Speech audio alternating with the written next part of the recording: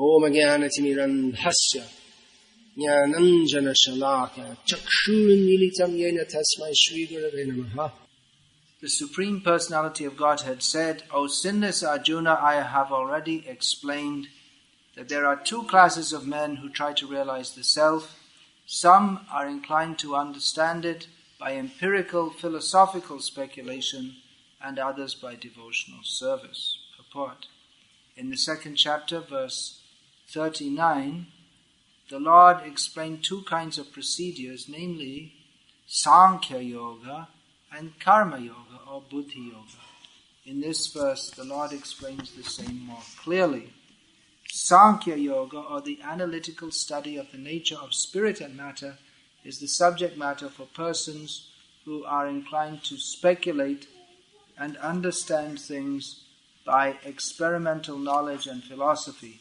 The other class of men work in Krishna consciousness as it is explained in the 61st verse of the second chapter.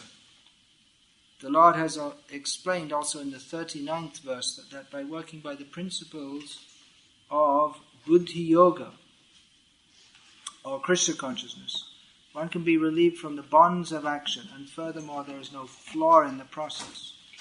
The same principle is more clearly explained in the 61st verse, that this Buddhi Yoga is to depend entirely on the Supreme, or more specifically on Krishna, and in this way all the senses can be brought under control very easily. Therefore, both the yogas are interdependent as religion and philosophy. Religion without philosophy is sentiment or sometimes fanaticism, while philosophy without religion is mental speculation. The ultimate goal is Krishna, because the philosophers who are also sincerely searching after the absolute truth come in the end to Krishna consciousness. This is also stated in the Bhagavad-Gita. The whole process is to understand the real position of the self in relation to the super-self. The indirect process is philosophical speculation, by which gradually one may come to the point of Krishna consciousness. And the other process is directly connecting with everything in Krishna consciousness. Of these two, the path of Krishna consciousness is better because it does not depend on purifying the senses by a philosophical process. Krishna consciousness is itself the purifying process, and by the direct method of devotional service it is simultaneously easy and sublime. In the purport to this verse is included a statement which is one of the famous quotations from Srila Prabhupada. Religion without philosophy is sentiment or sometimes fanaticism, while philosophy without religion is mental speculation. Quotable quote. Of course, everything in Srila Prabhupada's books is quotable, but this quote brings into perspective pretty much everything that goes on in the name of religion and philosophy in the world, which is all the subject that Srila Prabhupada came to teach, and all the subject that anyone who's a human being should be interested in. Animals are not interested in spiritual knowledge, religion or philosophy, and a human being without that interest, dharmena hina pashubhya naranam, is a two-legged animal. Dharmena hina pashubhya naranam is an animal-like person, simply interested in ahara nidra bhaya maitun, eating, sleeping, mating and defending. So, Srila Prabhupada in this one sentence gives a perspective on which to understand almost all of what goes on in the name of religion and philosophy. In other words, both are needed. Religion without philosophy is sentiment or sometimes fanaticism. So the religion without philosophy is not on a very good platform. And philosophy without religion is mental speculation, which some people might think is very good. But in Srila Prabhupada's terminology, it's not very good, because one has to come to a higher platform. That's already stated in the second chapter of Bhagavad-Gita. The mental platform is not the ultimate platform. Manasastu para buddhe. Yo buddhe paratastu saha. Above the mental platform is the intellectual platform, and above the intellectual platform is the spiritual platform. So, the Hare Krishna movement is supposed to be a religion. Some people think it's fanatical. Some people think it's sentimental.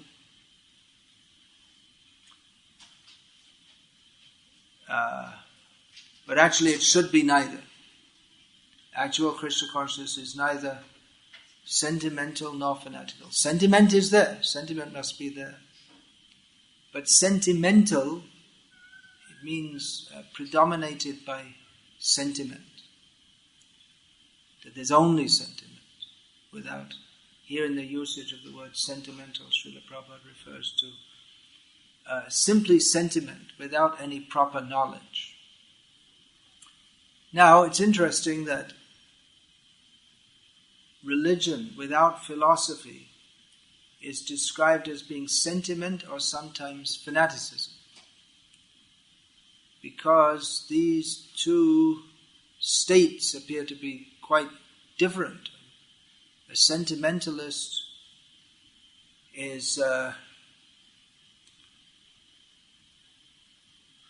generally a sentimentalist tries to be very sweet and everything's nice and maybe holding a flower and smiling, the stereotype of the nice Indian Swami holds a flower, has a long beard and smiles. And that's all he does, more or less.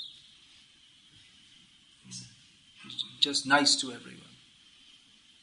Everything should be nice, very sweet. So no particular philosophy. These Mayavadis are just everything is good, everything is sweet, everything is just like this so-called Gita Sa. Those who are from India and are Hindi speaking, of course, it's been translated. Unfortunately, it's been translated into other languages also. But there's a poster which is very widely distributed in India, in Hindi, and like I say, it's now they've got the idea to translate in other languages, but you'll see in people's houses, in shops, in offices. It says Gita Sa, the essence of Bhagavad-Gita. And underneath there's a list of points, all completely nonsense, nothing to do with Bhagavad-Gita. You must have seen that, right? So, one of the points is Jo bhi hua wo acha tha. Whatever happened was good. Jo bhi ho raha hai wo bhi acha ho. Something. Whatever's going on, that's also good. Or Jo bhi hoga wo bhi acha hoga. Whatever will happen, that will also be good. Everything's good. Everything's nice. So someone comes and says, well, did you see the newspaper? There's an earthquake. 20,000 people died. Oh, very good. Or my neighbors are always fighting. Very good. Everything very good. Everyone has to die. Birth, death, old age and disease. Very good. It's nonsense. Completely nonsense to say that everything is good. Everything in the material world is simply suffering. This is Bhagavad-Gita. Dukhalayama shashvatam. This material world is full of misery. And everything here is temporary. Everything is subject to destruction. But the foolish sentimentalist, wanting to believe that everything is nice when it's not nice, simply smiles and says everything is nice. Everything is good. A song I learned at school, a so-called hymn, prayer to God. All things bright and beautiful, all creatures great and small, all things wise and wonderful, the good Lord made them all. God created all the nice. They have the idea the world is very nice. Well, He also created birth, death, old age and disease. Why don't you see that? They have a problem. Due to lack of philosophy, the religionists of the world have a problem because they say, oh, God is all God. God is all good. Then why is there suffering in the world? This is one of the trump cards of the atheists. There's suffering in the world. How can God be good? He's supposed to be all powerful. That proves there's no God. And actually the theists have no reply to this. If God means all powerful and all good, then why is there suffering in the world? And the sentimental theists have no reply to this. They have no good reply to this. So religion is often seen as something sentimental, or sometimes fanaticism. The religious sentimentalist is maybe a kind of dreamy person, otherworldly, that term is used. He's like living in another world and not really relating to this world much, just talking of God, but he can't really explain much to you in any philosophical way. But they're nice people. Religion should make you nice and good, right? You should be a better person by being religious. Isn't it? Should be. But there's another kind of religious person who's the fanatic. The one who thinks that, well, everyone in the world, if they don't follow my religion, they should be killed. Or they think that only the ones who follow my religion is saved. Everyone else goes to hell. God is so merciful and so kind that only the members of our church, all 56 of us, are saved, and everyone else, since time immemorial, must burn in hell forever for their dreadful sins. So this is the religious fanatic. That's good in some ways for getting some kind of commitment, but atheists, or even not atheists, just level-headed people, they're afraid of this kind of fanaticism, or any religious or non-religious fanaticism. Doesn't Germany know about it? That fanaticism is very dangerous. Out of fanaticism, people, they don't think even in a nominally human manner, and they can perform all kinds of ghastly activities, thinking that what they are doing is right. In the name of God, we are blowing up buildings. People are afraid. In the modern world, people are afraid of fundamentalism. Religious fundamentalism means people who, they don't really have any even human consideration. They just think that, well, if people don't follow what we follow, then they should be killed. And it's good to do so. Sometimes in India, it hasn't been for quite some time now, but sometimes there are waves of Hindu-Muslim riots. And at that time, certain Muslims who get into the spirit of it, they think that, well, the best thing to kill Hindus is good. It's like a pious activity. Allah becomes pleased. But especially if you kill a sadhu, then that's really good. So it's a especially dangerous for sadhus. Looks like something is wrong there. Is it? I don't know. You don't know. So they have that idea. If you see a Hindu monk, kill him immediately, and then you're guaranteed to go to heaven. Certain people think like that, so we're told. And not only we're told, but we hear such stories.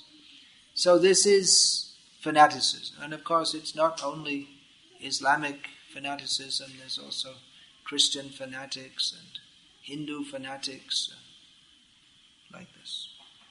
So, sentimentalism, we generally think of a sentimentalist as someone who's being very nice, but they're not very realistic. And a fanatic is someone who's not being very nice at all, although he may think he's nice, and also not very realistic, to think that only our group is good and all others are bad. This is also not realistic. One is nice, or at least superficially nice, and the other is nasty. But as Srila Prabhupada analyzes here, both sentiment and fanaticism spring from the same defect, which is lack of philosophical understanding of reality. So it can manifest in different ways. One is religious sentimentality, where people either they don't want to discuss philosophy or they just talk all nonsense. Just like, for instance, some people may object that, well, don't give any name to the Supreme. Well, they already gave a name, or to it, or to. They shouldn't be given any name. They can't give any good. They say it's too high or too sublime. There shouldn't be any name. They emphasize, you should just feel God. You should just feel love and compassion. But all very vague terms. They don't want to define what that love or compassion is. Just a feeling, goodwill to all.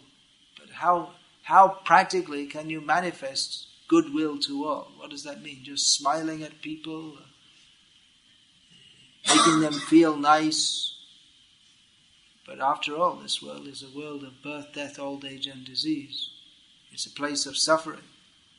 So, although some people may talk of kindness and they think that just being gentle and smiling, and that's very nice, but Srila Prabhupada, he gave an example of practically applied compassion.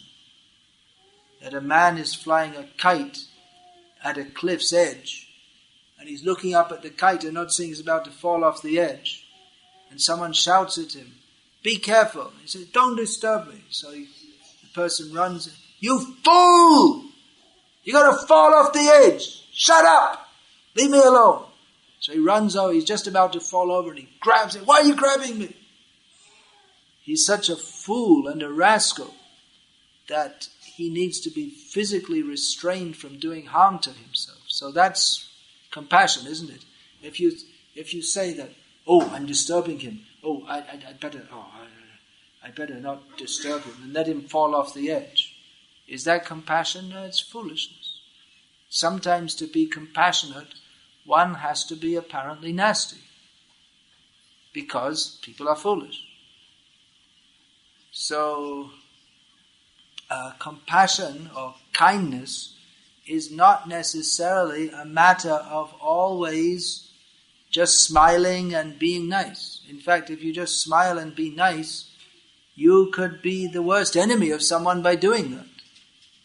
By just smiling and being nice and not instructing them about the proper values of life. In this regard, Srila Prabhupada told another story of a young man who was raised by his aunt who indulged him. She didn't discipline him or instruct him, and she just let him do whatever he liked because she thought she would be nice to him.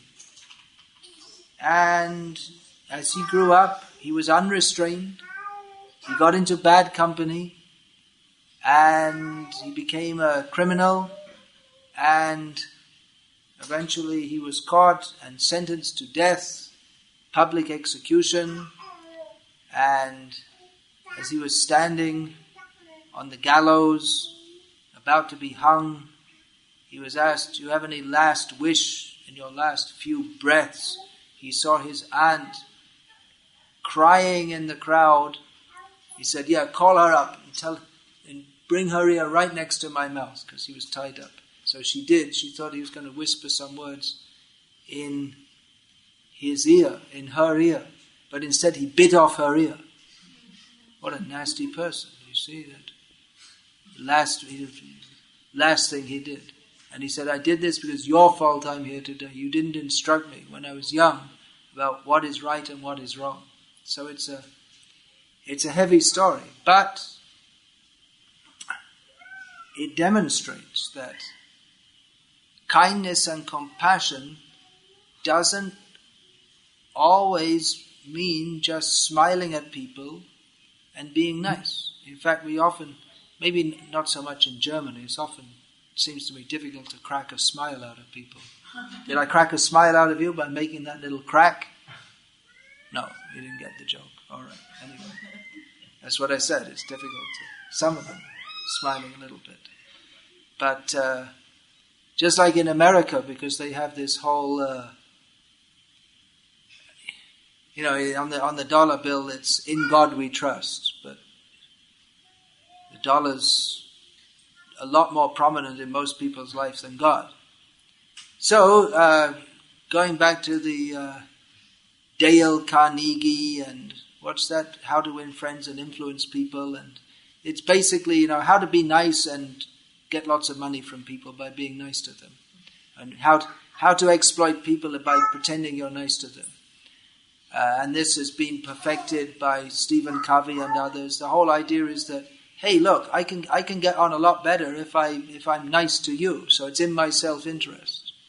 So it's a sophisticated. So in their whole culture, you used to hear about the nasty American. Of course, I'm making very broad generalizations here, but you'll find that you go in a shop and people deal with you nicely, but they're doing that because they're trained to do like that. Because the idea is that if you're nice to them, then they'll buy your product.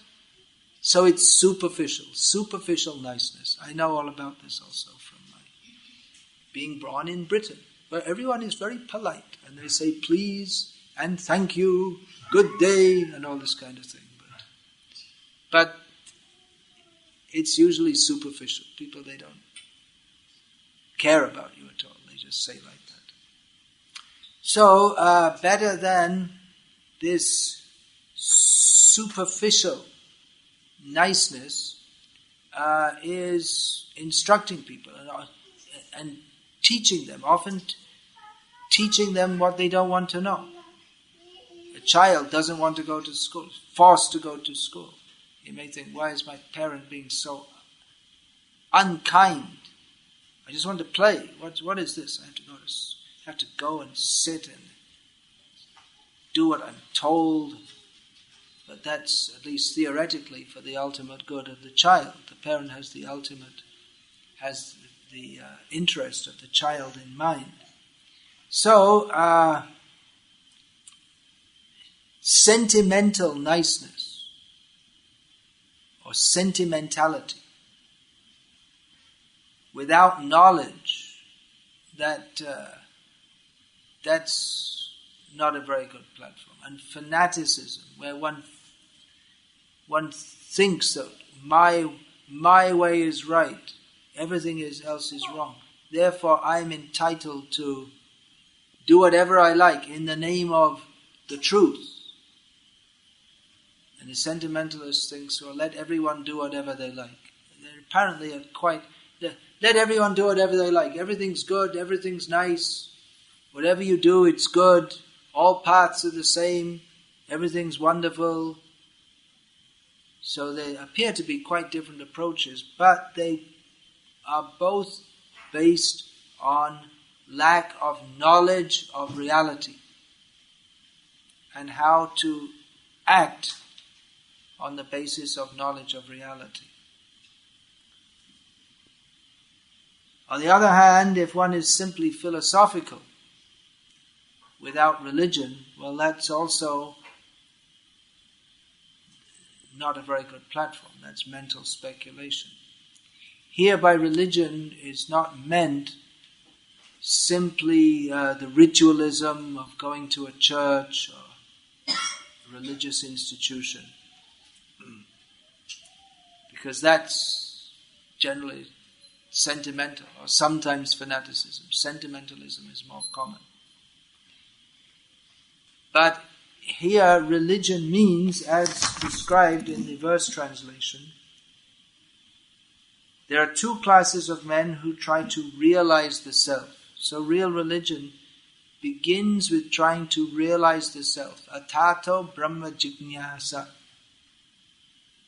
Human life is meant for inquiry into the nature of ultimate reality. It's on this basis that ultimate religion takes place. The relationship between the supreme and the individual soul. And acting on that basis. This is actual religion. One has to know what that is. Due to lack of this knowledge, we find that even the world's so-called great religions, their understanding is actually, it's pathetically childish, actually. Just like this idea that, maybe that's not childish, but childish in the paucity of childlike, we could say, that it's the philosophy, that whatever little attempts at philosophy they have would be maybe suitable for children, just like the idea that God burns you in hell forever with no hope of redemption, or that if you don't believe in Jesus, exactly what believing in Jesus is not defined, but if you not very well defined, but if you don't do it, you burn in hell forever. Some say believing in Jesus means to believe in the Pope, and some say that believing in Jesus means you definitely mustn't believe in the Pope. Right? You're looking.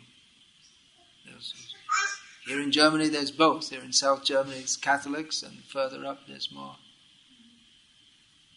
Lutherans. So, I mean, they were very serious about this. Not so long ago, people were killing each other, burning each other to death just on this issue. So, or the idea that current in what we might call Orthodox Christianity, that there is a judgment day and then God comes and then all the dead bodies which have been rotting in the graves for several hundred years, they all come up and come back again. And then you go on in that body. Whether, if it's skinny and ugly like mine, or... Actually, most people are pretty ugly. You don't find that many good-looking people. And even the good-looking people, they get old and ugly too. So, someone is a good Christian and they come back to life and they want their mother to be 40 years old as they were, but she said, I don't want to be 40, I want to be 20. Then what do you do? So, or the Archbishop of Canterbury who was asked what he was planning to do when he goes to heaven. He thought he was going to heaven.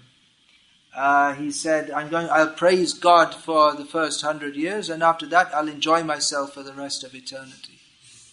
This is the head of hundreds of millions of Christians all over the world. I mean, the lack of philosophy, it's childish. So when we talk about religion, we mean what is referred to here is the endeavor to that which begins on the platform of actually trying to understand the self. This is taught in Bhagavad-Gita from the beginning. What is the difference between the body and the soul? What is the meaning of life and death? All these things should be understood very clearly. It's not enough to talk vaguely about God and redemption and religion. Often people say, well, do you believe in God? And you may say yes, and they may agree with you, but then your understanding of God and theirs may be completely different. Or the atheists may say, I don't believe in God. And I often say to them, You know, the God you don't believe in, I don't believe in him either. Because the idea they have of God is so ungodly. Like that, some nasty person with a long beard who's looking down and cursing everyone and throwing them, go to hell forever. Yeah. So people say like, do you believe in God? Oh, wait a minute. What do you mean by God? And then you have to, everyone has different ideas. And many people think that, well, God is just whatever you believe God is, that's what God is. And it's up to you. If you believe in God, okay. If you don't, okay. As if God is, his existence is dependent on whether or not we believe in him. So like this, there's all what we could call most unscientific, which is maybe why in the Western world science and religion became totally divorced, and they have been up to date. Because the religion was so much lacking in anything approaching intelligent understanding. But there should be intelligent understanding. Of course, if we talk about God, the supreme principle, the supreme person, then it's intelligent to understand that we can't understand everything about him by our tiny little intelligence. On the other hand, we do have intelligence, which is God-given. So, if we use our intelligence for everything else we do, but not to understand God, isn't that not to attempt to understand God through our intelligence, isn't that an insult to God? Intelligence should be used for everything, but when it comes to God, you just believe any crazy idea that comes in your head. And then what is the meaning of Scripture? Scripture means there's a message, whatever it is, Bible, Quran, Veda. So the message, that means something to be understood through the intelligence. It's God's speaking, or communicating to man. So obviously it's meant to be understood intelligently. Of course there are various levels or various classes of Scripture.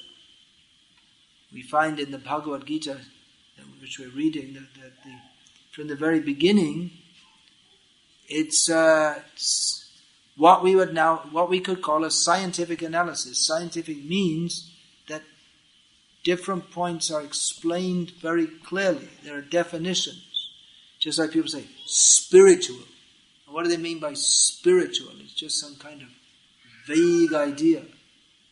But what is spirit is clearly delineated in Bhagavad-Gita. That which is conscious is spiritual. Matter is not conscious at any stage of existence. We talk of organic and inorganic compounds, and living bodies. They are composed. It's necessary that they have organic compounds. But we don't find that in organisms or chemicals, however complex they may be, in DNA, however complex it may be, there's not inherently life within it. Life is a different principle to that of matter. That is the soul. So like this, in Bhagavad-Gita from the beginning, there is a scientific understanding of the nature of spirit, of the nature of matter, of the nature of reality, of the nature of God. Actually, if you are listening carefully, you would have heard the term used, the Supreme Personality of Godhead. We don't usually say God because it's a word which has been so much misused. So, Supreme Personality of Godhead is a more definitive term. Godhead means the ultimate principle. and personality of Godhead. That means making it very clear that the ultimate principle is not simply an abstraction, but is a person, and that person is the Supreme Person. So, both sentimentalists and fanatics, they suffer from the same defect. They have no knowledge, they have no spiritual understanding, nor do they attempt to gain any spiritual understanding. They're not trying to realize the self. Here, Lord Krishna says, I have already explained that there are two classes of men who try to realize the self. They're not interested to realize the self. They're not inquisitive to understand spiritual reality. The sentimentalists may make statements that, yeah, everything is God, all paths are the same, but there's no knowledge in any such thing. There's no meaning to such a statement. That to say that everything is God without understanding the nature of God, it means to debase God, because God means the supreme, and if you say everything is God, then nothing's supreme, because supreme means above all others, and if everything's all the same quality, then what is the meaning of God? Then it just becomes a vague term for everything. Or if you think that, well, God's only in my church, the United, Reformed, Baptist, Methodist, Pentecostal Reformation of 1922, it's only in our church. And the United, Reformed, Baptist, Pentecostal Reform of 1923, they're all going to hell because they don't, some minor point of difference, and then they think they're completely wrong. It's just sectarianism or fanaticism. They think that God just lives in their church. So,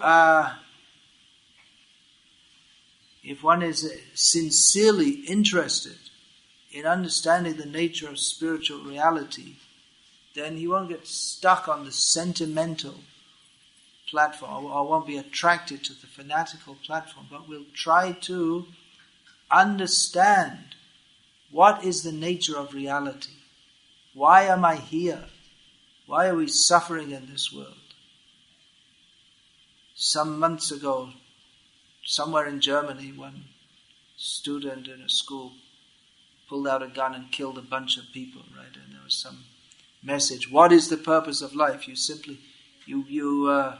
go to school, you work hard all your life, and then you retire, then you die. So what's the point of living? So he thought there was no point in living, so he kindly terminated the lives of several other people before terminating his own, to save them from the distress and the uselessness of living. So in one sense, he was right in that he saw through the shallowness of living, working, and dying with no meaning. There's drive down to Croatia for your summer holiday, get stuck in a traffic jam in the Alps, come back, drink some good German beer again, and get to work for another year. And it goes on till you're 60 or so, then you retire. You're too old to enjoy your retirement anyway, you're just waiting to die. So in one sense, yeah, he'd seen through the futility of life, but he didn't inquire further. Is there anything more to life than this? Is it possible that there is something more? Well, there is. Satchidananda, the supreme truth, is eternal, full of knowledge and bliss. We want to be happy. We don't want to die. This suggests that our ultimate existence is eternal and full of happiness. if we simply become frustrated, then if we don't have the patience to inquire further, to seek out that existence which is eternal and full of happiness, then we may become frustrated like this. There are so many so-called philosophers who think that, well, everything's pointless, there's no reason to live. But if one inquires deeper, you can find that there is life beyond the absurdity and pointlessness of this world. It may seem that how is it possible that eternity and happiness, what is there in this world? If one analyzes, one will see that what is life? It's simply struggle and suffering and ultimately death. So where's the question of eternity? But then we find in Bhagavad-Gita there is knowledge of a platform beyond birth and death. There is a state we can come to where we live eternally. We don't die. We have full knowledge and we're always happy. There is such a condition. And it is possible to attain that. But persons who are not trying to understand the self, trying to realize the self, they simply become frustrated. You can take a photo, you take the cover off the lens first of all. But actually it's better not to take photos. Better listen. You can take, I'll smile later. Better listen now. We're discussing important things. This is supposed to be good for throat, so okay. Hare Krishna.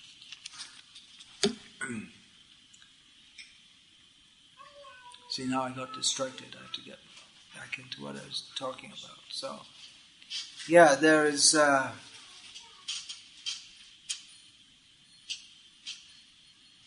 possibility that is described here in Bhagavad-Gita. So if one is patient and tries to seek that knowledge, if one tries to understand the self, then one can be saved from sentimentalism and fanaticism. Both sentimentalists and fanatics, they avoid the question of the nature, what actually is the nature of the reality. Sentimentalists, they just they avoid the question altogether. They just say, well, everything's good, everything's nice, all paths are the same. And in this way they attempt to negate the need to inquire into spiritual knowledge. Whereas the fanatic, without having made inquiry into spiritual knowledge, just latches onto some dogma and accepts this is it, this is the only way. Both of them, both the sentimentalist and the fanatic, they avoid the need to think deeply. They're both very shallow. But here, Lord Krishna speaks of the need to try to realize the self, which is, it requires some effort. It's easy to be a sentimentalist and just say like this, everything is nice, just smile, everything is good. Or to be a fanatic. No, only our way is good. Everything else is bad. So in both ways, one may feel very good about himself. But to actually realize the self, one has to be more serious and sincere.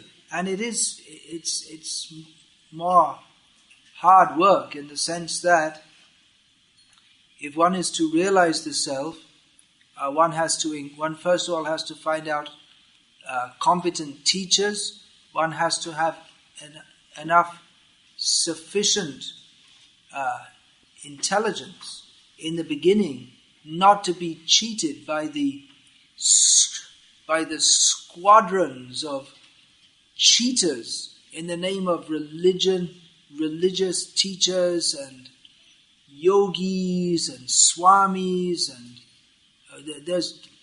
if one tries to inquire into the truth, there are thousands of people waiting to cheat you with all kinds of bizarre nonsense. So one has to be simultaneously hopeful that there is a way to understand ultimate spiritual reality, and at the same time be alert and discriminating not to get cheated by persons who are either fanatical or just vaguely, blandly sentimental. One should desire factual knowledge of the truth and a practical path to attain it. If one says, you just believe, and that's all, well, that's not substantial.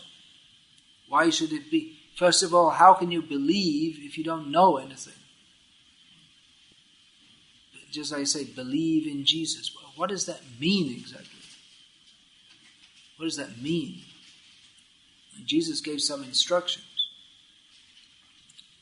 Believing in him should mean to follow those instructions. But even then, although he talked of God, he really didn't give very much information about who God is.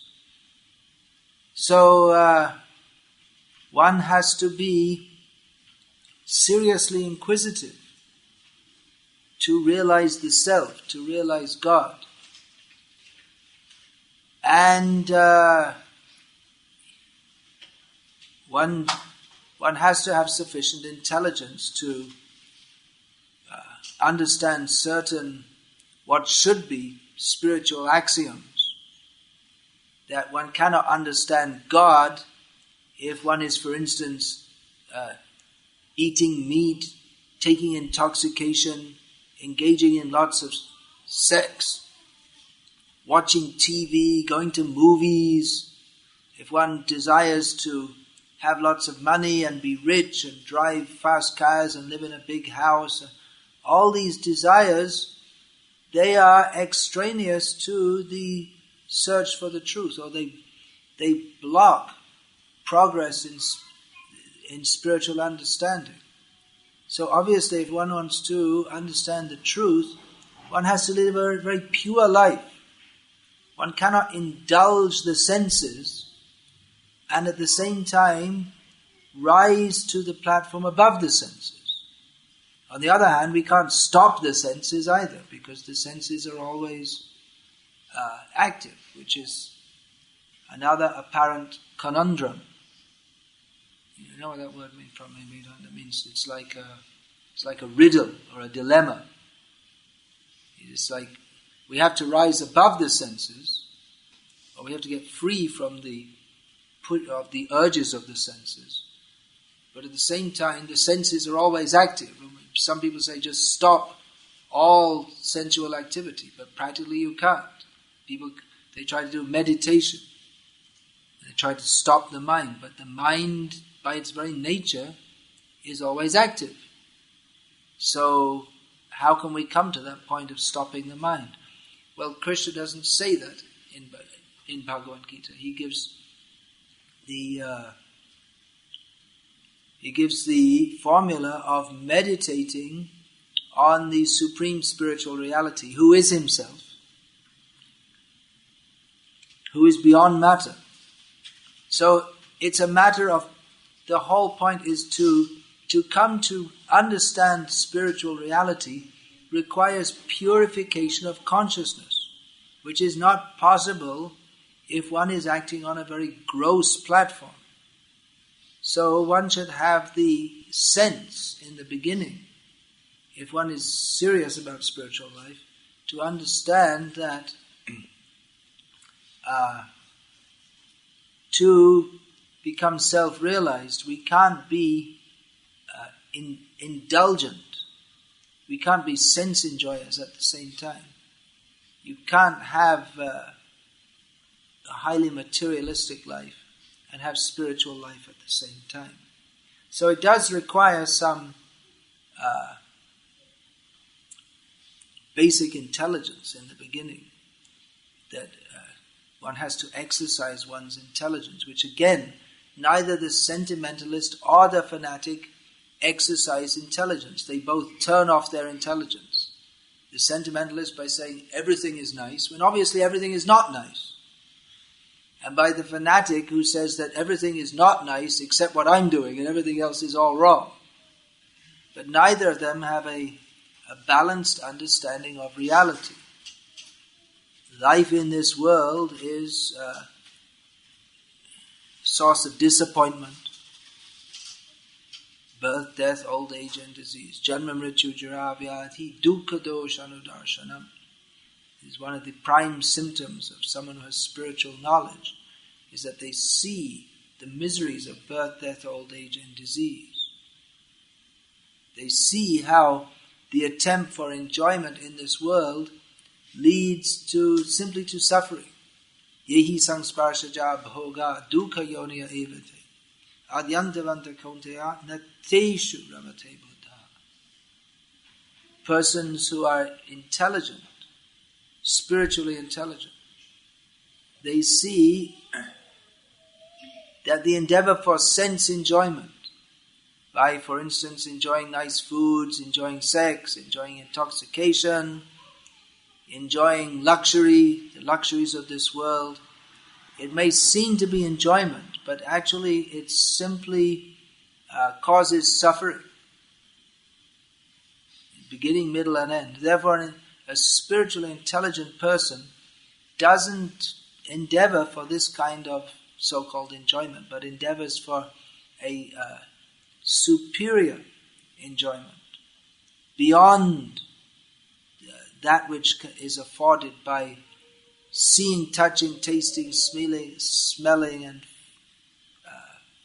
feeling, hearing, materials, sounds, forms, flavors, smells, beyond the platform of gross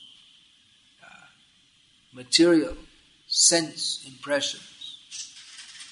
There is a spiritual platform, but one who's on the gross, mundane platform, or the shallow, so-called religious platform, they cannot come to a higher platform. So one has to see beyond the shallowness of both the endeavor for gross sense gratification, which is what the whole world is running on, especially at the present time. Germany is a respected country in the world because of its success in making arrangements for gross sense gratification. Very efficient in giving its citizens opportunities to work hard and enjoy the results thereof. You can drive to work in a Mercedes if you're doing well. So Germany is a prestigious country in the world. I don't know if you're aware of that, but it is. Because of its material wealth, but it is a spiritually backward place. And actually all the world pretty much is spiritually backward.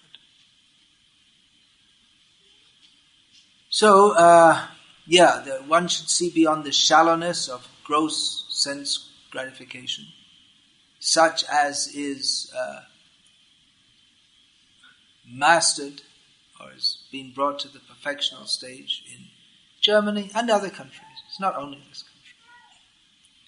And the shallowness of cheap so-called religion, sentimental religion, or fanatical religion. Often people, they're afraid of, or they reject fanatical religion and they think sentimental religion is better. Well, maybe it's better in as much as the sentimentalist is less likely to go around chopping others to pieces. But they both spring from lack of knowledge. One has to go beyond sentimentalism and fanaticism. Now, the Hare Krishna movement, that is the Bhakti movement, or the movement of devotion to Krishna. So that may seem like sentimentalism. Chaitanya Mahaprabhu, who founded this branch of the eternal Bhakti movement, he founded that about 500 years ago. At least if we're speaking from an external historical perspective. He appeared to be a sentimentalist. He would sing and dance and cry, and our devotees still do that. The members of the Hare Krishna movement, they sing and dance, have lots of flowers and incense. It's very nice, but it might seem somewhat sentimental. And sometimes people say, why don't you get real about the world? Go get a job. Do something useful. Like, for instance, writing a cartoon script or playing football. You can earn lots of money if you're good at playing football. Of course, what actual use to the world is that is highly questionable. Of course, talking about religion, but Lutheranism and Catholicism is probably the football religion is far more popular in Germany. But it's practically like a religion, isn't it? People, they used to go once a week to church, and they go once a week to the soccer stadium and worship their gods. So, people say to us, do something useful. But I mean, there's a multi-billion, must be, business going on around soccer, which is of actually no actual use to anyone. It's just a bunch of people chasing around after a ball, and they made some rules. It's all just made up. That here's some sticks, and if you put the ball there, then you get a goal. But a goal, what is a goal? I mean, it's nothing. There's nothing really there, actually. I mean, it's not something, you can't eat it like an apple, or it doesn't actually do any good to anyone. But because one identifies with the local football, here it's Bayern, it's the local football. No, there's no Germans here, right? No. So, our team. But what's our? It's just you identify with it. Our team has won. Hurrah! Our team has lost. Oh! But it doesn't really make any difference to you. Just you imagine, because the ball went this way instead of that way, and it's absurd. So people say to us, do something useful. But what are they doing? They're writing cartoons and do something useful. Like what? Go and watch Tom and Jerry on TV. Write some computer. What is this? These games they have in which you enter into a virtual reality of going in some different galaxy and zapping some monsters. Be real. Real. So, it may appear that this Hare Krishna movement is very sentimental. And Chaitanya Mahaprabhu was accused of that also, being a sentimentalist. But actually Chaitanya Mahaprabhu, he also gave philosophy. And in our movement we do also. Just like in this lecture. It's philosophy, right? We're talking about philosophy. And not philosophy like you might get it in the university classroom, where it's just an analysis of different mental speculators. Philosophy without religion is mental speculation. So different people have different ideas, And the philosophy professors, there are not that many of them, because who's interested in philosophy? There's plenty more so-called professors teaching computer science or business administration. Philosophy, that's what you do if you want to get a degree but you're completely useless, so you're not intelligent enough for anything, so you just go for philosophy, because somehow or other you can bluff your way through it. You just write any nonsense, and the more nonsensical it is, the more likely you are to pass. So,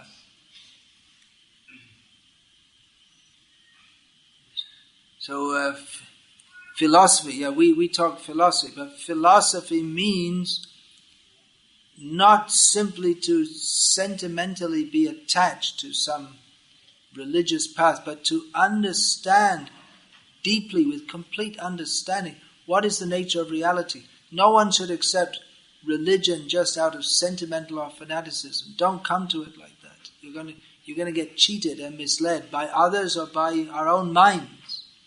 But rather, first we should understand what is the nature of reality. Where do I fit in? What is my ultimate duty? All these points should be understood.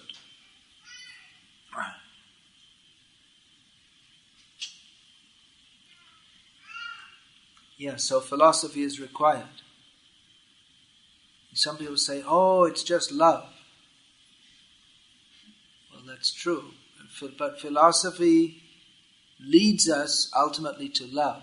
But we can't bypass a proper understanding of what that love is.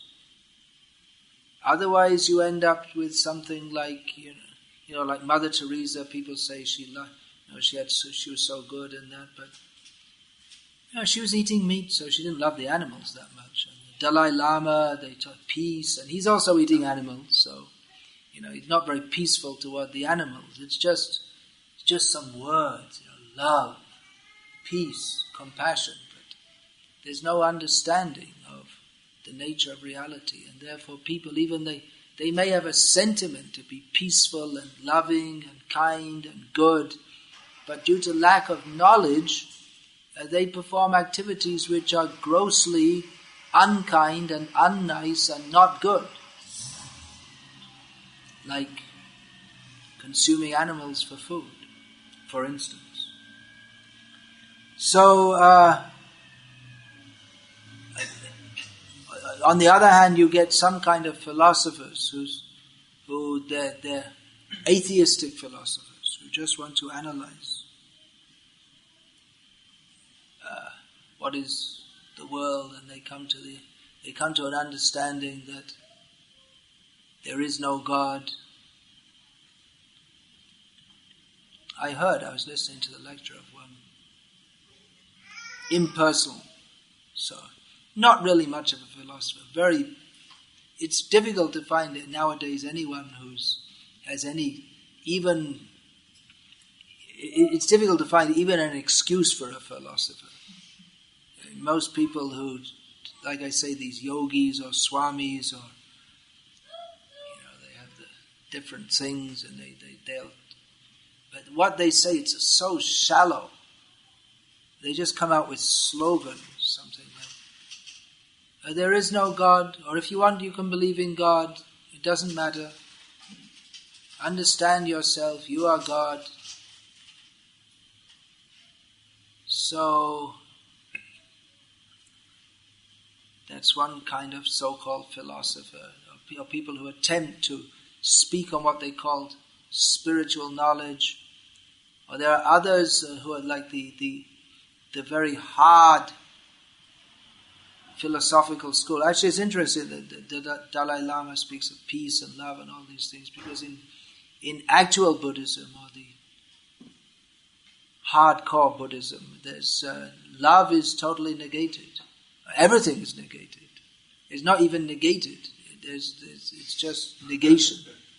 It's not that everything is negated, but there's only negation. There's no thing to negate.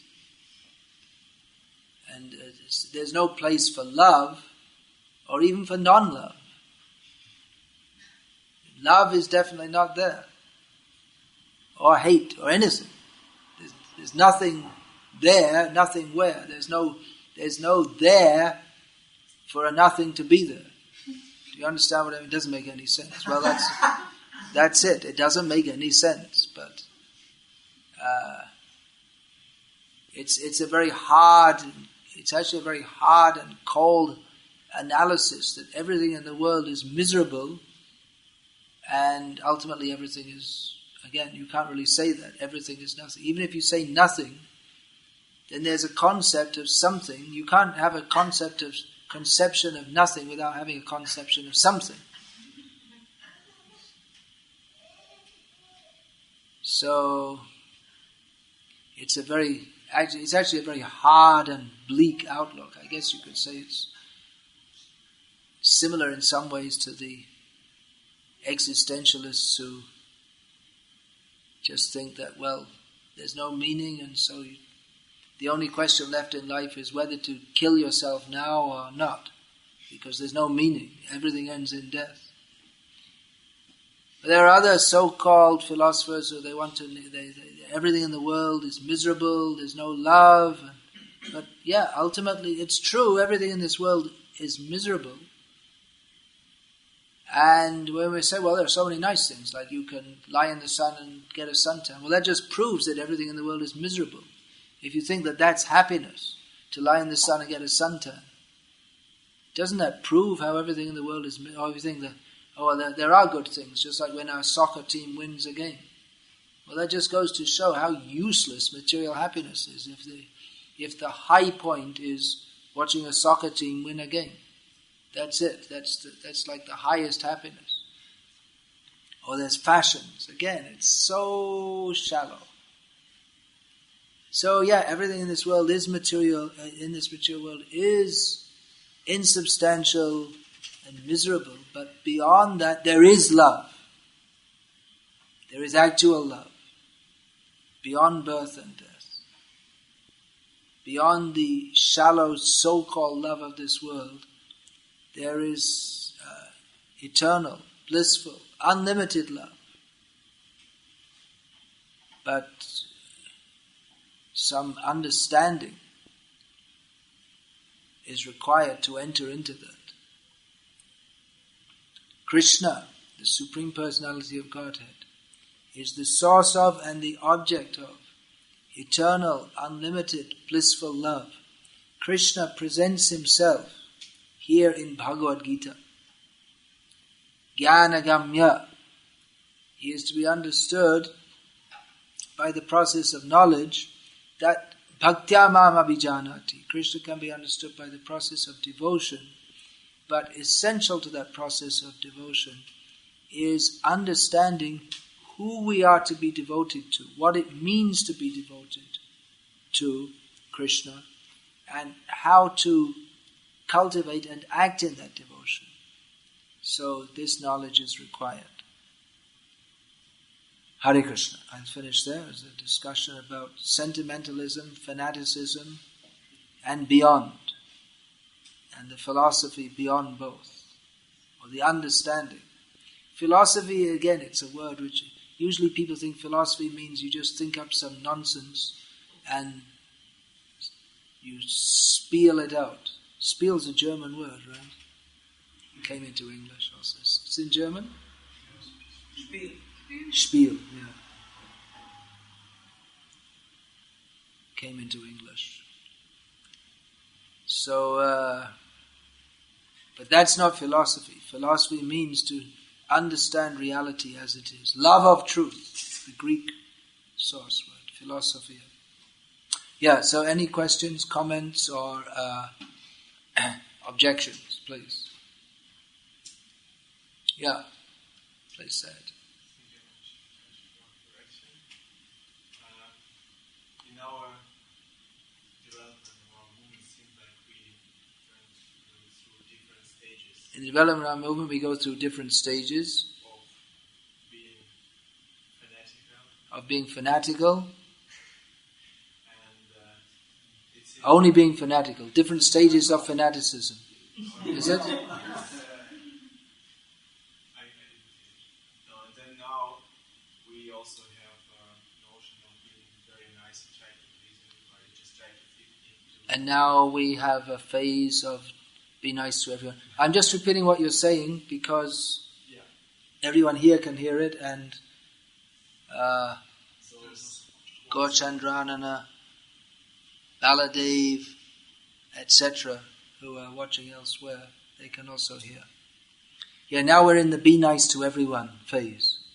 Not everywhere, but it seems like... It's like that. There's a lot of talk about relationships and how we have to be nice to each other, which is true, but it reminds me of the...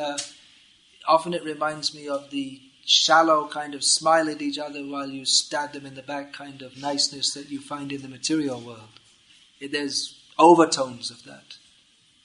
That's what I feel. So, where should we be? Because where should we be? It seems like people, especially in the Western world, they do not appreciate when you try to grab them when they jump off the cliff. In the Western world, they don't appreciate when you try to stop them from jumping off the cliff. When you try to grab them and do that. Yeah, there's a word in English, proselytization. Don't proselytize. It means don't try and preach and convert people to your religion. People are against that. They say it's all right if people can ask and you can answer questions, and then it's up to let people take it and leave it as they choose. Like that. That's the idea. You should let people just choose. You shouldn't try to convert them. Of course, they have compulsory schooling. You have to go to school and get an education. They drum into your head so many things for so many years, and then they give you the idea that you're supposed to. Actually, we just teach you, and then you're supposed to just choose what you like to do. But you don't have much choice, do you? They've already programmed you well. So, so what's the question? The question is, where should we stand? We should stand on the platform of knowledge, beginning with Bhagavad-Gita. How should we express to the world? How should we express that to the world? Taking them out and distributing them, and acting on that platform. Actually acting on that platform. We find in Bhagavad-Gita so much practical direction how to act. What is that? Stita pragyasya ka bhasha samadhistasya keshava. Stita pragyas, what is that?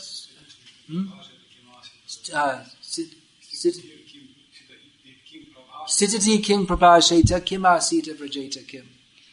Arjuna asked, how does a self-realized person, or one who is fixed in consciousness, how does he talk? How does he sit? How does he walk? And actually Krishna's reply, he doesn't directly say, well, he walks, he puts one foot in front of the other and one at 70 degrees. And he doesn't say that. What does he say? Prajahati yada kamansa. What's the next line? Prajahati yada kam sarva kama madogatan. Atmanyeva atmana tushtas. Stita pragyasta dochate. We've made it between us, mostly you. So he said, Lord Krishna says the symptom of a self-realized person, on which all his actions are based, is that he's free of material desire. His senses are withdrawn from the sense objects. He's fixed in self-realization. So, this point of relationships, I also don't like this sitting around. What is this relationship? You sit and smile at each other all day? Actually, just yesterday, someone was telling me that, a devotee was telling me that he was from Croatia, he had attended the wedding of some cousin, sister of his, and she was getting married, and her friend was getting married at the same time to two men who had been in the war in Croatia, which was finished, 15 years ago or something like that.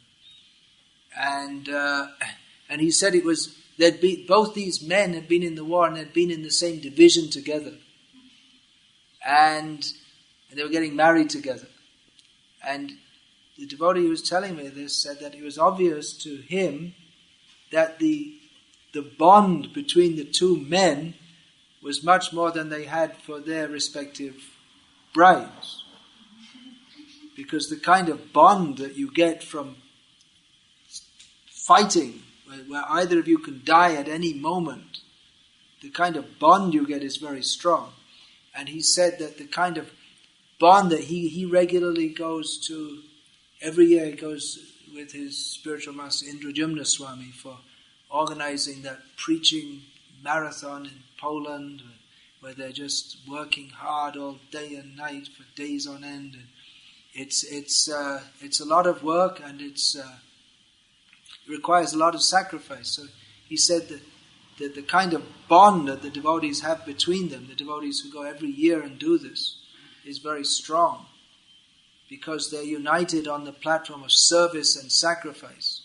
So really, relationships in Krishna consciousness, it's really not a matter of just being polite and smiling at each other, but working hard together and to serve the mission of Krishna in this world of illusion. And even people who have very close relationships, they may sometimes fight with each other and have heavy disagreements, but because ultimately they're focused on the same, they're both dedicated to the same mission, then they may have heavy disagreements, but their heavy disagreement won't be on the egoistic platform. It will be on how to execute the mission better. And so that will ultimately bring them even more close together. So I don't talk much about how we have to have good relationships, this, that. But if we're actually sincere to serve the mission of Krishna consciousness, then automatically that will be there. Now there have been certain excesses, that's true. So hopefully we should become more mature to act on a better level, although as the saying goes, the only thing that history teaches us that we never learn from history, but devotees are supposed to be more intelligent. We should learn from our mistakes. Will we? Well, that will have to be seen. It may be that we've gone too far the other way now. That before, just like when I joined the temple in England in 1975, we used to see those who didn't like to rise early, they might, for instance, be dragged into the shower in their sleeping bag. Or, to save them the trouble, they might have a bucket of water thrown over them right there. They didn't want to get up and take a bath, then they'd be given one. Or thrown down the stairs in their sleeping bag. One of the gurus in our movement, I remember, used to do this. I won't tell you the name. So that was, you could say, excessive. Although on the other hand, if someone wants to live in the temple, they should voluntarily submit to the discipline. So, yeah, you could say that's excessive. On the other hand, just to leave people sleeping in this and it doesn't matter, just sleep all morning. And then where's the spiritual life?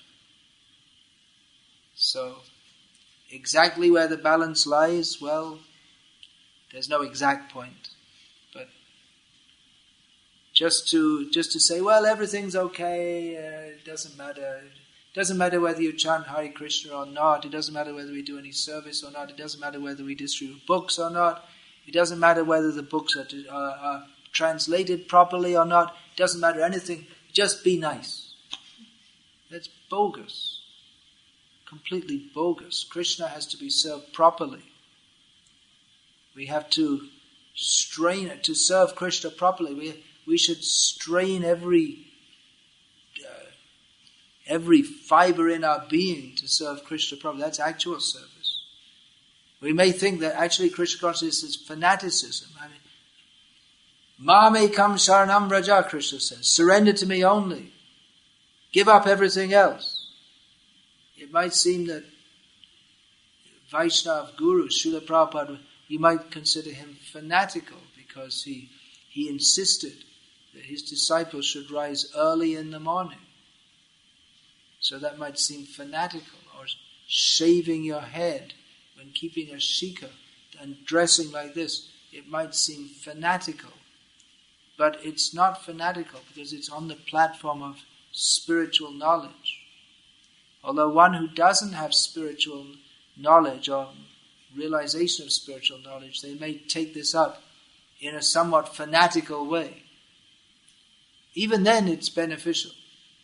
But one should come to the platform of knowledge because one cannot properly advance on the platform if one doesn't have spiritual knowledge. So that is required. Spiritual knowledge is required. Now you're having these Bhagavad-Gita classes. So, what is it? Bhakti Shastri classes.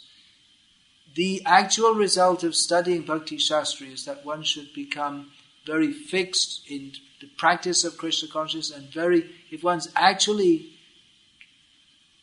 imbibing this knowledge, then one will want to spread that to others. It's not just getting an academic. It's not like you go to the university and get a degree, or you go to the Bhakti Shastri because you get a certificate. I got my certificate, that's it.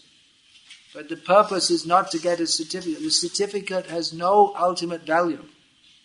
At the time of death, you say, I got a certificate. I got to see it signed. Temple prayer. It won't help you at all. You have to put it into practice.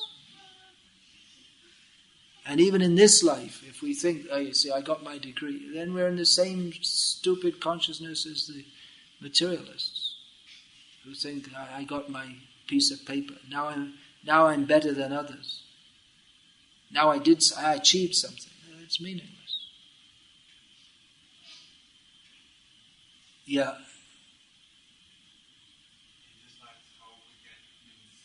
Sorry, can you speak a little louder? We often hear, I don't know, authorized, if one should be strict to oneself and soft to others. One should be strict with oneself and soft with others. Or we can, Is that correct? Is that correct? Well, it depends who one is. One who accepts the duty of instructing others as a guru, then it's his duty to also be strict with others for their benefit, just like the story of the aunt who wasn't strict with the boy. So guru means parents are gurus, teachers are gurus. Anyone who accepts any responsibility for others is, in a sense, a guru, and some strictness is required. So one should be strict with oneself and soft with others.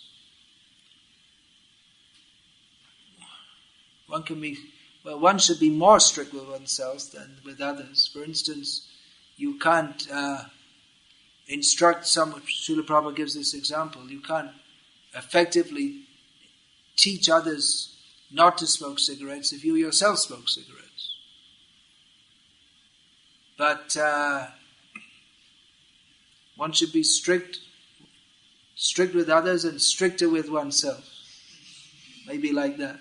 Relatively soft with others.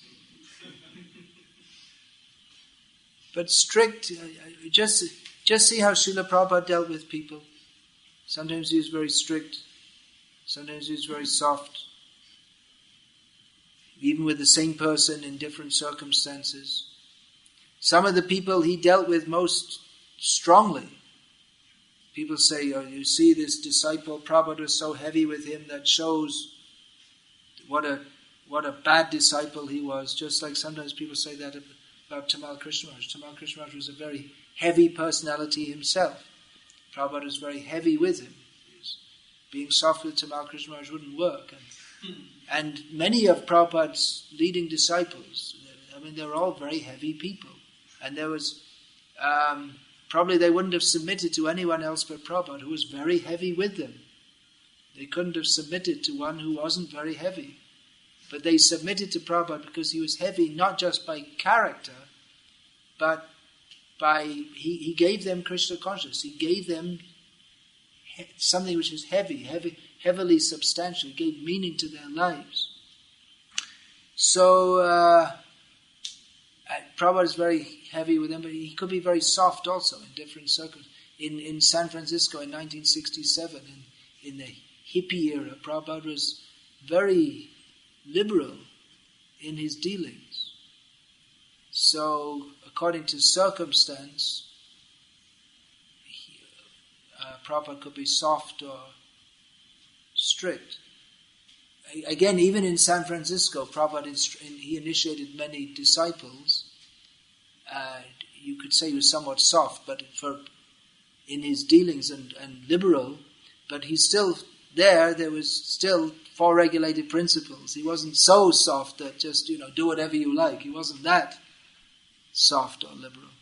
Another interesting point is that, people may say that, Prabhupada was so heavy with, for instance, Tamal Krishna Maharaj, but I may think he wasn't heavy with others. That shows that Tamal Krishna Maharaj there was something wrong with him. But another perspective is that actually because Tamal Krishna Maharaj was a surrendered disciple, Prabhupada taught through him and others he was very strong with what everyone else should be doing. In other words, others who might not be able to take that heat, Prabhupada instructed everyone through such a surrendered disciple. So that's another perspective. Prabhupada understood that others wouldn't be able to take that. So the instruction, it might not even be meant for that disciple. It might be meant for someone else. Just like Prabhupada gave the example of, you teach the daughter-in-law by teaching the daughter. In Indian traditional families, which are now almost completely a thing of the past, the young girl who gets married, she goes to live with her husband, who lives in the house of his father and mother. So the daughter-in-law is newly in the house of the mother-in-law, and there's so many things she has to learn. The new house rules, the way they do things in this house. So often the mother-in-law will teach the daughter-in-law by getting on the case of her own daughter. Because her own daughter she already has a relationship with her, and the daughter can take she's used to taking even strong instruction from the mother, whereas the daughter-in-law may not. And that I've experienced that myself in just like not that I'm not obviously not as a daughter-in-law or a daughter, but a similar thing. This is many years ago in our Padayatra walking tour of India. This was, in the 1980s or something like that. I was up early in the morning. So we had a big tanker of water. And it was, stuck in the schoolyard or something like that. And it was on the field of the schoolyard. So I was up very early in the morning. And 1 or 2 of us were up early in the morning. And we took water from that for bathing. And in retrospect, if you consider, I was just bathing right there where the tanker is with the tap, which was a stupid thing to do because then the whole area around there becomes muddy. But I didn't think of that. And there was someone I was just visiting the Padayatra, but there was someone else who was regularly on the Padayatra. Then another devotee came, was one of the leaders of the Padayatra, and started yelling at that devotee, "How many times have I told you? You take the bucket and go somewhere else and bathe." So that instruction was for me also, but because I was just a visitor to the Padayatra and somewhat of a senior devotee, he didn't yell at me. He could have yelled at me also. But I understood, oh yeah, that's true, I'm doing the same stupid thing. So he was yelling, he should have yelled. Because we were doing something which was unnecessarily antisocial.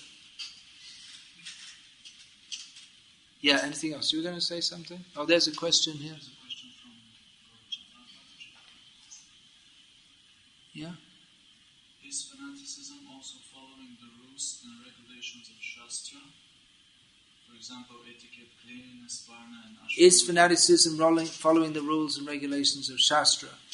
Well, following the rules and regulations of Shastra is dharma, keep cleanliness and all this kind of thing, which is applicable in bhakti also.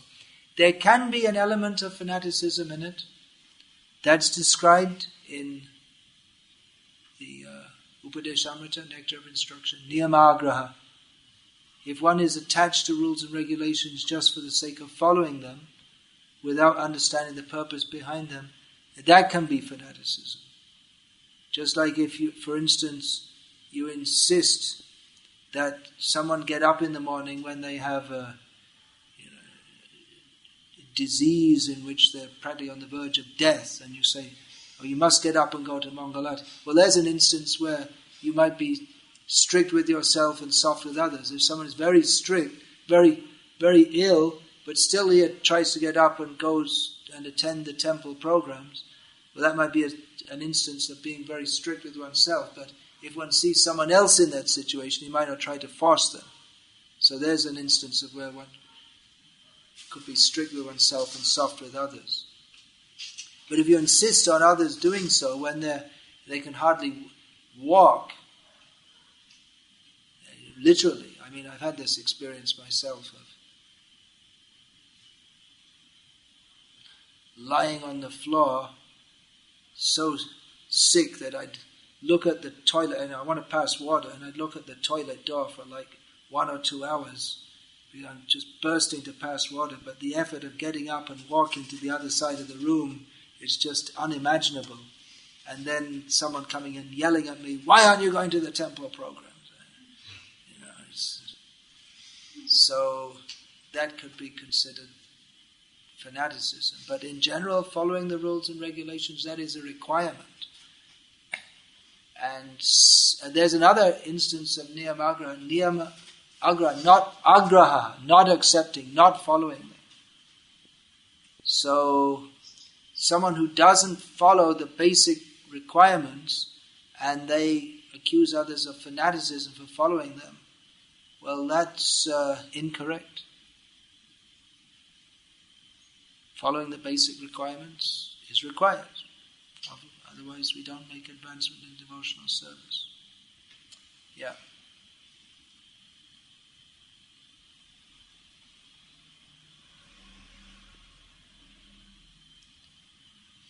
The full question is it fanaticism following the rules and regulations of Shastra, for example, etiquette, cleanliness, varna and ashram duties, without understanding the detailed reasons for following such rules? Detailed reasons, if one understands in depth, that's good, but it's not. In traditional Varnashram society, not everyone understands in depth, but they understand the basic principle that we should follow, because this is Shastra, this is given by God, and that is for our own individual benefit and the benefit of others. And maybe the Brahmanas, who are a small number, they may understand the reasons in depth, but not everyone understands in depth. It may not be that everyone understands in depth, but a Shudra or someone from the lowest caste who follows his duties without understanding in depth why he's doing it, that's not fanaticism. That's required. So, in this instance, you could say that his lack of knowledge is a kind of sentimentalism, but at least he's under the guidance of persons who are knowledgeable. It's not that everyone can be extremely knowledgeable, but at least one should be under the guidance of persons who are. And persons who are extremely knowledgeable, they have the ability to impart persons who are actually knowledgeable and realized, they have the ability to impart the essence of that knowledge to others, so that people can apply it in their lives. What else is there?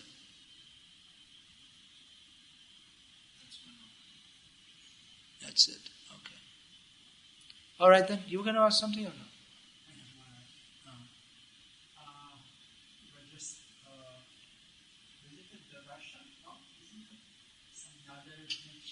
I didn't go to Chalny this time. I was in Kazan. Yeah, I was in Tatarstan. I go there every year. In Russia.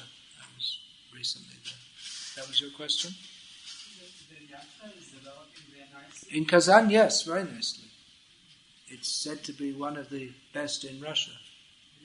They have a brahmachari ashram, they have travelling sankirtan. We had the first Rath Yatra in Tatarstan there.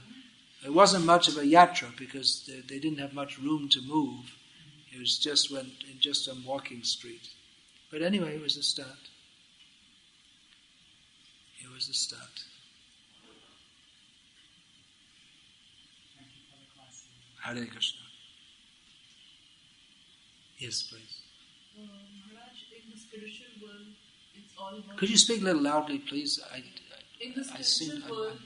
It seems my ears are blocked. I'm going to India and I'll get them cleaned there. If I do it here, it'll cost me 50,000 euros or something. Here, I can get it done free there. Yeah. Maharaj, in the spiritual world, it is all about relationship with Krishna. All about relationship with Krishna. Well, that's the center, and there are relationships with other devotees also. Yeah, obviously. And also other devotees. Yeah. And here in the material world, we are trying to figure out... In the spiritual world, we have a relationship with Krishna and relationship with other devotees also. And in the material world? We are trying to figure out what is my relationship with Krishna. In the material world, we are trying to figure out what is our relationship with Krishna. Well, better than trying to figure out is to learn from those who know. If we try to figure it out, we are not likely to get very far. But it's better to learn from those who know. And it's not very difficult to learn. We're all servants of Krishna. It's a very simple principle. Yeah, but my question is, why single out nice relationships in the association? Why single out nice relationships in the association? You sometime back mentioned that... why was I talking about that at all? You said being nice and to each other is... Well, the reason I spoke about this was because I was asked about this by Dayal Gauranga Prabhu, that, it has been a trend within our movement for the last, who knows how long, practically a whole generation, 20 years or so, of promoting very much how we should be nice and have good relationships. And I suspect that Dayal Gauranga Prabhu has a similar perspective to mine, that often this seems to be somewhat influenced by mundane ideas about relationships, such as are found in the annals of New Age gurus, etc. So that's why that discussion came up.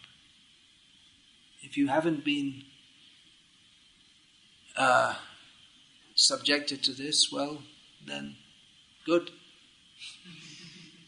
Relationships are important, of course. That from the Upadeshamrita again, we have the 6 symptoms of loving exchange. Dadati pratigrahnati, guhyamakhyati prichati, and then the one that everyone knows, bhungte bhojayate chaiva,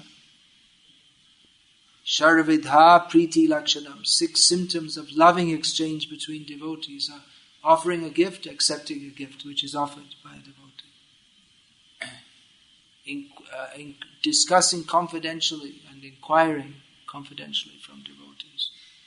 Offering food, prasad, to devotees and accepting it when it's offered. So these are symptoms of sharing love between devotees.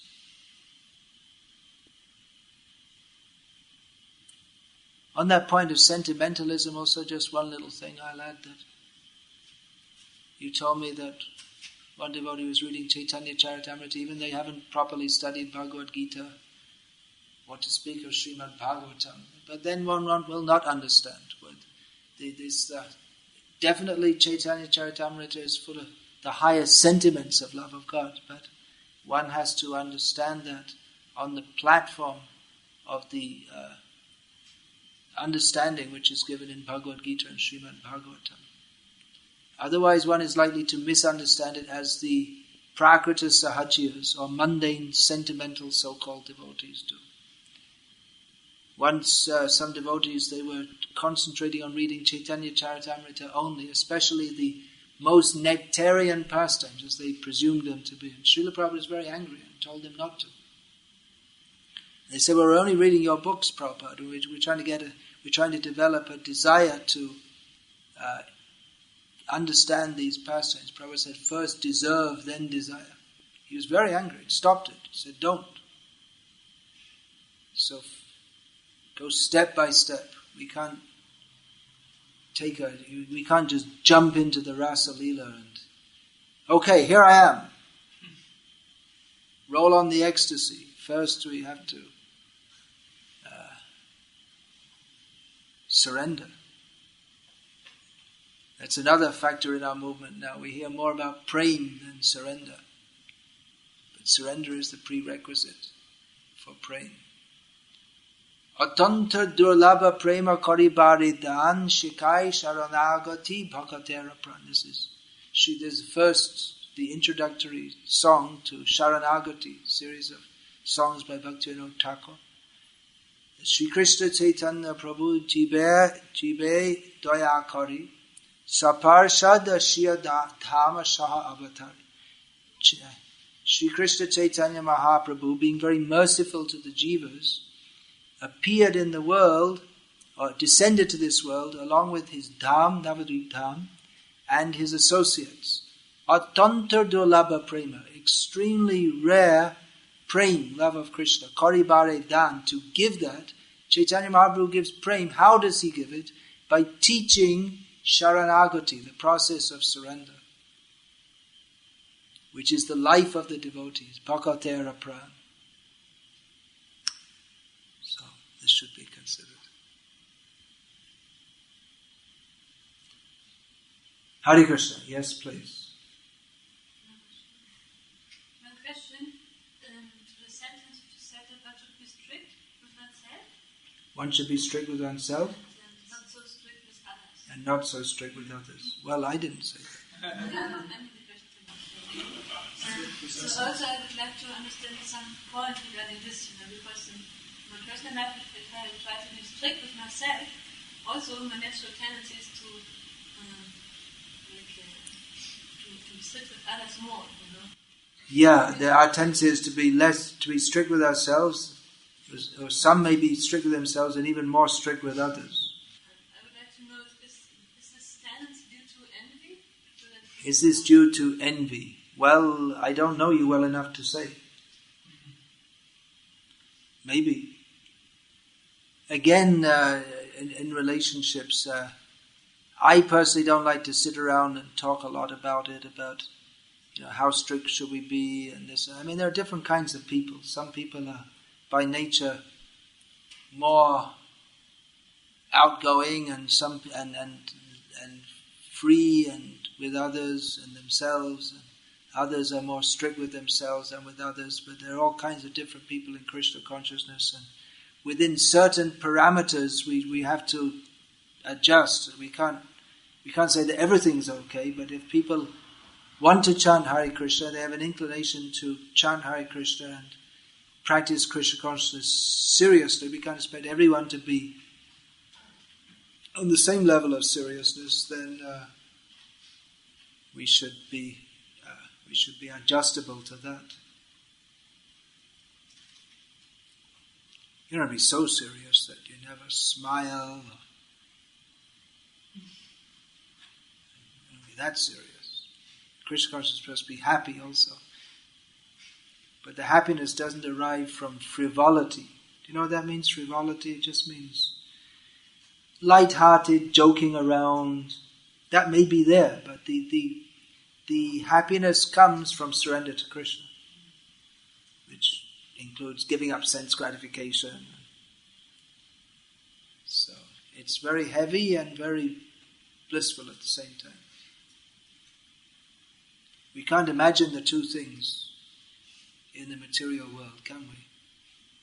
You're going to join the army, there's a very strict sergeant, and it's wonderful.